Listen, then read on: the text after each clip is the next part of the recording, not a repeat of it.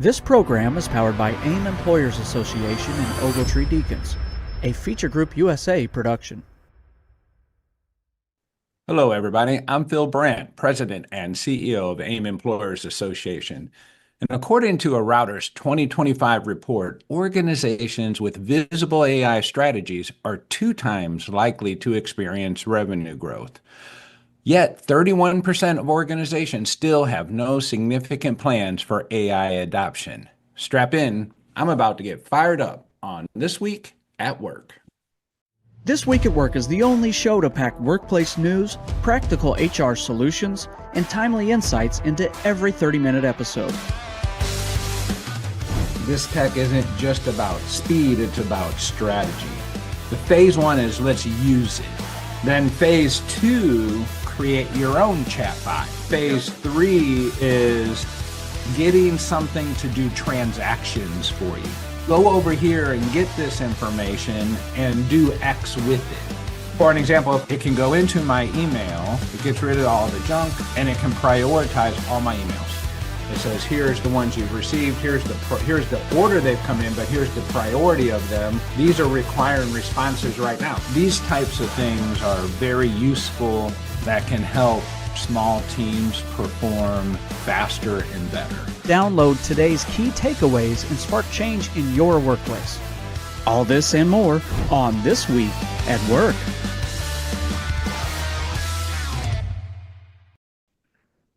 Good morning and welcome back, everyone. We are here with Lauren Patel. Again, Lauren, thank you for joining us this morning. Yeah, my pleasure. We're finishing up AI and HR week last week. Glowing comments by our members and those who have been participating in your program. As you reflect, how would you highlight last week's HR week for us? I think it was a really exciting week. It was exciting from the live content that we did through live sessions. It was exciting from what we were able to provide online. And we always see an increased interaction during that week. So for me, it's always really exciting.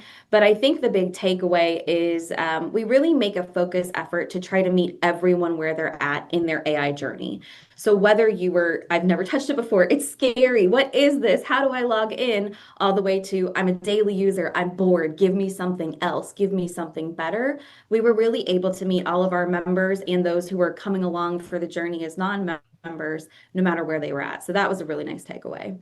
You know, I like that because when I read the statistics from the opening comment there, 31, almost 32% of employers. So let's just say a third of employers, still don't have a plan to adopt AI strategies. And I know some of those employers were in your workshop and learning about AI for the first time. And I think we started this journey over the last 3 weeks with just try it, right? Just try what we're doing. And then we introduced Aaime Hart, a safe AI to go interact with that, we've trained and prepared with sound data and information from AIM and its resources. And today we're going to talk a little bit about putting it in use and seeing some of the power that AI like Aaime Hart can help with. But just since we've introduced Aaime Hart, the feedback's been phenomenal. I know a couple of our listeners to the program right away were giving us some glowing comments of how Aaime Hart helped them already that morning of last week's program. I mean, it feels good when you're helping people, and I encourage everyone to go out and give Aaime Hart a try. How can people find Aaime Hart? Yep, she's super easy to find. So if you go to our website, aaimea.org, you can either do the /Aaime-Hart, or once you're on our website, she's the second tab over there next to our membership resources. So go onto our website. She's right there, ready to help, easy for you to access. Yeah. And you know what? We would love to get your feedback after you use her. What did you like about her? How did it help you? How was this AI able to make your job just a little bit easier? Was it not helpful for you? What was your experience with Aaime Hart? And we'd love for you to share that feedback. We don't track your prompts. We're not watching those. That's all protected. Again, I will remind everyone we don't necessarily want you to put any confidential information or data in there, just the data that's needed to help you move yourself forward on the project. And that's not too difficult to do. And we're going to give you a great example of that here yet later today. But before we do, I don't think, Lauren, we can go forward without at least mentioning the Coldplay concert. I mean, Coldplay forever. I mean, they need to go write a song about this, in my opinion. And I've had people already say they've written, they went into AI and have songs written about this already. But first of all, what a horrible situation for the families that are involved in this. There are children and spouses and loved ones, and just devastating. But let's just put that to the side for a minute. And what I'm really interested in, and we're not going to focus on this throughout the program, but I do want to get some comments from our listeners, and we'll kind of share some thoughts on this. Because for me, the controversy is, in today's world, right, what appears to be with what we know, two people having an affair. One was CEO, one's the leader of HR, caught on the kiss camera. The CEO immediately resigns. I can respect that. I don't respect what the CEO did, but I can respect that. And then the chief HR person has not resigned. I would like to know the thoughts on that. I would be really curious to what people are interpreting and how you perceive that in today's world, with one resigning and the other doesn't resign. And again, I know we don't know all the facts, and I'm all about being fact-based, and so forth to this. But I'd be curious what our listeners think on that bit. And if we get some good, fun, interesting comments as we go along, we're going to share those with you. But let's get back to AI for a minute here, Lauren. Okay, so as we go forward with AI, the question a lot of people have once they've tried it is, okay, well, what do I do with it? And since last week, I've heard about people using it to help prepare what are good responses to interview questions, and how do you score those responses, and creating a sheet of information to help me score interview questions, responses, and so forth. I've had other people talking about how they've been using it to help them prioritize different activities as it relates to their policies and getting things up to date, and then submitting them for edit and so on. It just the uses of it get creative, but some people aren't sure what to use it for. And so today we're going to just take a simple example. Most employers, we would always encourage, you're going to take exit interviews.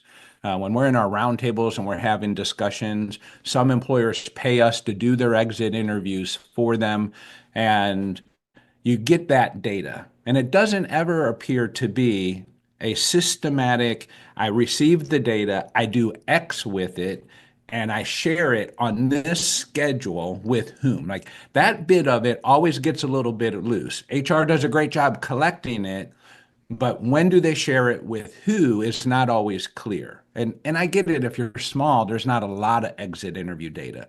But if you do have enough exit interview data, when is it shared? So I'm always encouraging a process that says once a month, once a quarter, every 6 months, whatever it might be, we look at the collective exit interview data, and we're sharing that with the appropriate leaders in our business, whatever that might be. But a schedule, a process, creating something that people are familiar with. Then the most difficult piece that HR leaders often deal with is, well, how do I interpret the data, even though I may be the one who received the data, asked the questions, collected it, but in aggregate, how do I interpret the data and present it forward? So you've done just that for us, right? So why don't I turn it over to you, Lauren, and walk us through what you have done, and give us some examples how you can use raw data and use it as a management tool with your leaders. Yes, absolutely. So what we have done is exactly what Phil said. And I think when we're talking about any sort of data that HR collects, it's always, as my mother would call herself, it's the queen of good intentions, right? We have the best intentions to do things with the data, but time gets in the way and sometimes it's difficult to analyze. So what we have done is we have compiled some example exit interview data. And I'm going to share my screen so that everybody can see kind of what we're talking about. So if you're just listening, I'll try to communicate as best I can. But again, watching that recording after can definitely be helpful. So as we're taking a look at this, you see I just have an Excel document. If we are doing exit interviews and everyone's going in and putting their information into some sort of system, it's likely that you have information like this. We've got a variety of questions. I think I've got about 13 on here. And there's some different things. There's open-ended questions. There's closed answer questions of yes, no's, where they make some different forced choices, I guess we could say, responses. So we have a lot of different types of data in here, but then the question becomes, what do I do with all of this and how do I That's save always the question. Yeah. What do I do with it? And then if I'm going to start putting this out into something else, like Aaime Hart, like some sort of AI, what's safe, what's not safe? So before we go into what I did and how we can take our information and start moving from that tactical HR work to more strategic HR work, let's talk about what we don't want to put in. So anything that is personal information, names, salaries, addresses, anything like that that you may have collected, contact information, let's redact that information before we put it in there. You can take your company name out. You can take, if you use respondent ID numbers instead of names and you don't want to upload those, take those out. If you don't want to include the date and time that these were completed, take that out. So what you see You in could even take REC out, make sure maybe there are just no names in general. I mean, it yes. all really depends on your company, on culture, but ideally, anytime I'm working with Chat, or Grok or Gemini, whatever I'm working in, I'm not putting people's names in it, Yes. right? And you can do supervisor ABC if you're looking for consistencies with supervisors, but not necessarily names. That's also another good thing to keep out of it. Yes, absolutely. So you can see that through this, we're really just focusing on the raw data, but this is a lot to look at. So what I have done is I've given us two examples and I'll walk us through both of these. I've got two examples within ChatGPT, Aaime Hart. Let's pull her up. And I've done two different scenarios. One, which I would consider a pretty typical prompt. As you are working through your Aaime Hart journey, you will see that the better you prompt, the better the results can be. Now, I've got two different scenarios here. Neither one is right or wrong. If either bucket you see yourself in is totally fine. But what I've done is I've done more of a typical prompt with more step-by-step thought process, kind of how you'd logically ask yourself questions. And then I have one where we give her a lot of information up front. So let's go ahead and start with more of that typical journey. So what you can see is I have uploaded that data. And again, even though this is free to use, you can come down here, use the little plus button and upload a file. So I've just simply uploaded that Excel document. And here was my prompt. Again, very typical. Here's a file with exit interview responses. Can you read through the open-ended answers and tell me what people are saying, right? I'm just looking for that synopsis. I'm mostly interested in why people are leaving and if there's anything we should know. You can also help me identify any trends or patterns. So obviously the way we use these and the prompts that we put in change the responses. I could do something very similar to this again and get a different response, different in format, I guess I should say. But what was interesting is she came back with this word cloud. I So really like that. I did too. That's kind of fun because that might be a really nice just cover slide that's real Mhm. that you would use for your kickoff with your leadership team. Yes. So what's interesting is because I didn't say, go just look at this tab, the tab that tells me, all the problems that they had or why they were frustrated or upset or why they left from a negative light. I just said, tell me everything. So when we see some of these words without the context, we don't really know, is it that my supervisor was great? Is it that my supervisor wasn't so hot? I had too much training, not enough training. I don't really know the context yet, but these are the words that they found were used most commonly in these exit interviews when it came to the open-ended questions.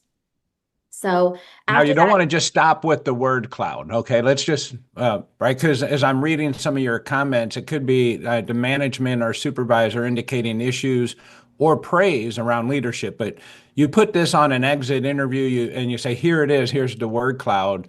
Managers or supervisors are going to start to feel panicked immediately, maybe inappropriately, just due to the fact that my supervisor, exit interview, it's because of me. And that might be true, but it also could be because of praise, because a good set of questions is not going to just look for the negatives, but also the positive experiences. yeah, Yeah. absolutely. So that's I why just want to, before you go, Lauren, we're getting some interesting comments in our chat about whether the HR leader should have resigned or stayed. So I just want to ask people to keep those coming. I got some really interesting comments here already, but at the end, I would like to visit those. So please keep those coming in. Go ahead, Lauren. Awesome. So as we went through, I it kind of started to synthesize and give me a little bit more information. So it went through the open-ended information and told me the reasons why they were leaving. So the first one, the biggest group, personal reasons. That's probably the most common, and also why we ask those open-ended questions, because personal reasons can be so broad. But Huge. Yeah. one that stood out to me was this second one, the ethical concerns. So I was like, okay, that's very interesting. Maybe I want to learn a little bit more about that because we can dig through the personal reasons, but let's talk about that other one. So I kind of went through that next logical question and just said, tell me about the ethical concerns. I didn't give it any more than that. I was interested to see how Amy would operate. So she then pulled some of the specific open-ended responses and summarized them into some different points here. So we've got 5 different points. Based on the open-ended comments, this is what she's figured out that fall under that ethical concerns bucket. Favoritism and unfair treatment, disrespect and unprofessionalism, dishonesty, mismatched expectations, training in leadership ethics and workplace culture. So that's what she has chosen to group in under those ethical concerns. But it does say in here that I appreciated these insights suggest a cultural issue that goes beyond individual conflicts. So when we're So starting, again, just to remind our listeners who are new to this isn't Amy's opinion of what ethical concerns are. These are the ethical concerns aggregated from the questions that you loaded into Amy's database. yes, Yeah. 100% correct. So she's just taking that information and boiling it down for us into something that's easy to understand and absorb. And I did ask her to identify any patterns, anything that was kind of coming through as common themes, and I think that this is one of them. So I said, all right, well, let's keep going down. Let's take it a different direction. Training was another really big word on that word cloud. So I said, well, talk to me about training then. What have they said there? So this is where we start to hear from those exiting employees, the synthesis of what were their comments around training. And for many of this, it seems like they just didn't have enough. I think we go again back to those good intentions. We want to train and develop everyone, but Well, some very few times do you ever hear someone say, I had more than I needed in training, right? I was exactly. trained too well. Yes. I know that would have been great, right? I was trained too well, and now I've gotten so many job offers. I had to go somewhere I else, have to right? It's go. too That's good. right. Yeah. So that's again where I think that context matters, but she was able to pull this information in. So basically, what I'm taking is we're not getting enough training, and the job that we signed up for is not really the job that we're doing. That seems to be a large disconnect across those exiting employees. So what I did next is after that, I said, okay, well, since we're talking about the training, tell me the percentage of those who feel like their training was adequate versus those who say it was a negative experience or not enough. All right. So Can I, before you get into that, Lauren, I just want to talk through some of your prompts. Again, and I'm thinking about people who are newer to Chat GPT and might be experiencing Aaime Hart for the first time. It appears to me, and I know when you do training, your questioning is very much like it would be in conversation with someone on your staff or a peer, and you're asking it layers of questions to digest the information. So you didn't ask one question and then, okay, I'm done. Because usually one question raises another question and brings another question to light. And as you're trying to narrow down into your space, you just continue to ask Amy another layer of question, just as if you and I were working together and you're okay, well, Phil, tell me this. Well, then tell me that. And well, why does that matter? And we start getting into a conversation. It appears it's very conversational. yes, absolutely. And that's why we say she's your HR sidekick. She is your co-collaborator, co-conspirator, if we want to say that. Because just as you would go in these conversations and have the, okay, well, what about this and what about that? We continue to spiral down, go down into that bunny hole to get down to the information that we really need, the themes that we really need. And I think that's where this also transitions from the help me write the email. Okay, thanks. And now I'm done and I close out and move on to help me do something more, help me make modifications, make suggestions, present this information and data to leadership with the plan of action of what I think we should do next or differently. So it's moving from this help me do the task to help me be strategic. And a big piece of that for me is just keep going. Keep prompting, ask the next question. She'll even help you and say, do you want to do this next? Here's an example. Would you like help turning this into a feedback report? So even if you're a first-time user, Amy's really helping you to learn how to take those next steps. And you can always go back to our AI and HR Week guides because that will help you a little bit with guidance too. But why do that when it's built in? Yeah. Exactly. So interesting responses here when you said training. So almost 30% said the training experience was negative or inadequate. 14% and a half they were positive, but then the 55.9 were neutral, often training without clarity and praise or criticizing it. It's like that to me as a leader, when I look at that and I go, when more than half of my employees are neutral about it and they're not giving me, some positive comments in the space of training. And if I'm doing some training, well, now maybe I need to consider, is the training that I'm doing effective? And if I'm not doing training, then maybe I need to start doing training.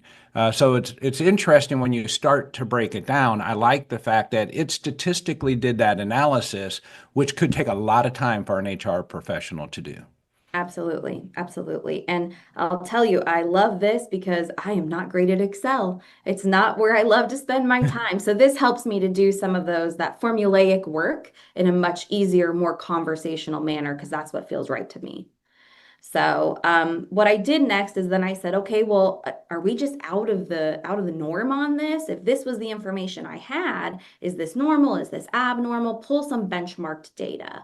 So this is an example of how Amy has been trained, the information that we've given to her and giving you access to, and then also the places that we've told her are safe good places to go look for information. So like the Bureau of Labor Statistics and the DOL and SHRM and other sources like that. She knows to go look at those because they are trusted, great sources that would have information to help give a little bit more guidance in there as well. So we can see some different statistics. It's saying that while we had this particular data set had 14% positive training mentions, that is far lower than the 75% satisfaction benchmark. So I Yeah, think when that's a we're great talking, comparison right there. I got a place to start. it is, and it's a great place for me to go back to leadership and say, I think we're a little off base here. Let's talk about what we can do so we can get closer to that benchmark. So after that, she's giving me a lot of information. And I said, kind of the last one I did for this example was, if I wanted to reduce turnover by 15% between now and the end of the year, with about, 5.5 months ahead of me, what would be the three most impactful things that I could do without changing benefits or compensation? Because I'm going to assume those are locked in for the year. Because obviously Great prompt. compensation. Great prompt, right? Because you want to go forward with some recommendations. We don't want to bring just the problem to our teams. We want to bring some ideas and concepts. Absolutely. So the first thing that she says is fix first level leadership. I think what that goes back to is you need to give them the training and development that they need to be really great leaders. When there were comments about the training, it wasn't just my personal training. There were reflections of the supervisors need more training. So I think she's getting that theme and giving us an actionable report here. She also talks about clarifying those roles and setting expectations. Be upfront when you're interviewing and you're hiring. Tell people exactly what to expect. They'll hop on board, even if it's maybe a tougher sell. But we just have to be clear about that and make sure what we're telling them and what they're doing do align. And then it talks about boosting belonging and recognition. And it gives us some actionable steps here, right? So I like that she's telling me, well, here's what you need to fix, because my next thought would be, okay, give me ideas. And she's completing all that for me. So the last thing I had her do is put this into a one-pager document, and that's what I've got on the screen now. So she takes what she had, really focusing in on that training, gives some start, stop, continue recommendations, and this is something I could, gussy up a little bit and then work with my leadership on with this one pager. So she can really take you from what am I looking at to all the way through how do I give this to leadership? How do I have a conversation around this? So some really impactful work. Thank you, Amy. Thank you, Aaime Hart. And just an example of how we can move it from tactical to strategic. Yeah, it's funny when you say thank you, Aaime Hart, because when I am interacting, I find myself saying please, thank you. I'm using all the proper mannerisms that my mother taught me as a little boy. It's like please and thank yous as I go. Would you please tell me? Thank you for that. That was great. I really liked it. Will you tell me this? And one of the comments in the chat coming in, I think is really interesting. And I've never used it this way. But it's, once I've formed an opinion, and sometimes as leaders, we want to be thinking around corners, right? And once we have opinions, it's like, God, how do I challenge my opinion? It's like they even said they put their opinion. My opinion is this. Tell me how my opinion is right or wrong based on this data. It's another great way to look at it. That's an approach I haven't taken this far yet, but obviously that makes sense. A great tip from one of our listeners there. I appreciate that. So Lauren, I know you did a little bit of work and there's just different levels of prompting. And as you use and work with Amy, you learn how to prompt. You had an example of a second prompt that you started with. Can you share that with us real quick before we get close to closing out here? I do. So that first example that I shared, that's what I would consider a typical prompt. One of I think the skills that you gain as you utilize AI, Aaime Hart even more is how do I become a better prompter? Because you get what you give, as we kind of say in a lot of the classes that I do. When it comes to those prompts, you're going to get what you give. So I did it with more of that step-by-step typical prompting, and then I created a really strong prompt with the same exact data.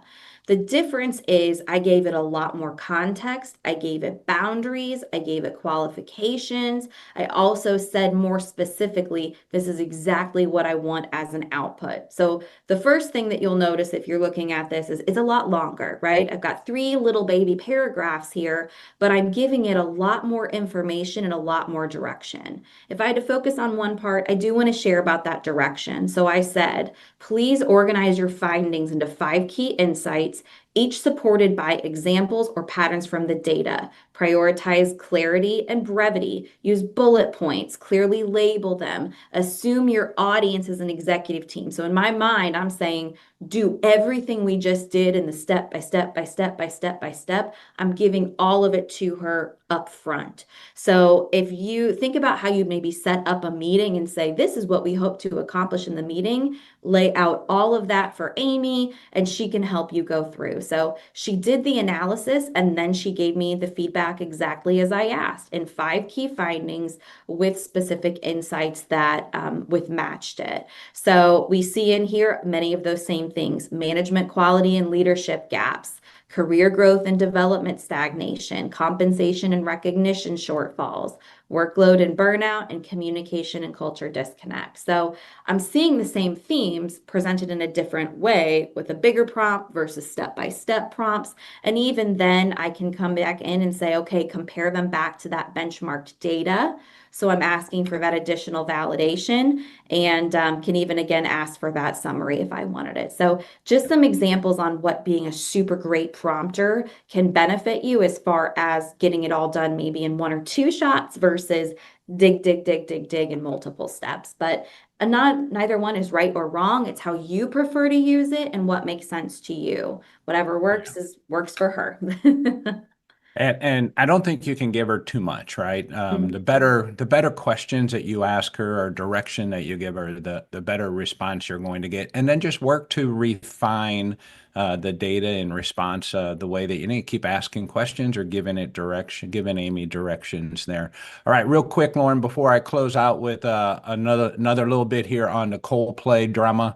What is, again, where can people find Aaime Hart, and tell us a little bit about who can use her?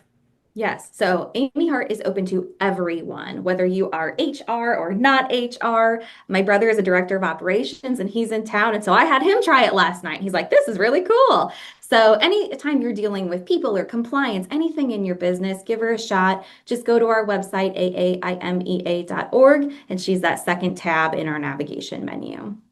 All right, so here are some of the couple responses. We've had some responses, and one in particular common response, and I've thought about this one myself, was maybe she was manipulated or coerced somehow by the CEO.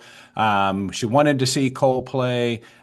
Maybe there is or isn't an affair relationship going on. We don't know exactly, and suppose an investigation has taken place, and the person doesn't feel that they were involved in any wrongdoing, but they were manipulated into it. That's obviously a potential outcome to this that we should keep our mind open to.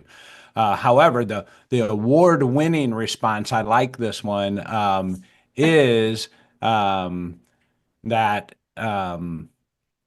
let's see, let me find it here. I like this one, is that the smart move is not to resign and wait for the new CEO to be appointed, who will most likely fire you and give you a severance package. So you're going to get a little bit of money as you go out the door. So that response is that's one I've thought about. I'd rather be fired than resign, maybe, if I'm this person. I think in a case like this, depending on the facts, and if we had Dr. Love Burt Garland on the show with us, he would give us a little bit more insight. But all depending on the real facts of the story that we don't know. We know what we saw. We know what's been disclosed. There hasn't been a lot of dispute on some of those points. But I'm sure there's an investigation taking place, and maybe there's a smart move in place. So congratulations to, I'm not going to call out any names, but that was, I think, the most clever response, and looking after yourself as you go out the door. All right, Lauren, thank you so much for joining us the last couple of weeks. I know you did a great job on AI and HR Week. Where can they find all the information and data related to the program that you ran last week? Absolutely. So you can always find us on LinkedIn. We post a lot over there, direct you to where you need to be. So follow our page, AIM Employers Association, or you can go over to our website, and both Aaime Hart and our AI and HR Week for now are in that top navigation menu. So you can still access it with no boundaries or anything like that. So come on in, check it out. It's only going to help you in your AI journey and in your HR journey as well. Well, thank you for all that you do for AIM and our members. I know they love the products that you're producing here and the help that you're giving them. And we're doing everything we can to help the business community be better with their people. And with that said, let's go out and be good to somebody. We'll be back here next week at 7:30. Take care. As Phil says, be good to people, but I also want to mention that we do have the Ready, Aim, Fire download that kind of talks about some of the highlights from this episode, and there's a QR code on there as well that can take you to AI and HR Week. So grab that, take it, use it for yourself, make copies, send it to leadership. Have a great day. Thank you once again for tuning in to This Week at Work. If you enjoy the show, please like it, share it, and make sure it's on your calendar every week. Ask your burning questions anytime and let us know what topics you'd like us to cover. Just go to hrask.org and be sure to leave a review wherever you catch our show to help other HR pros find us as well. We'll see you next week when we discuss what's happening this week at work.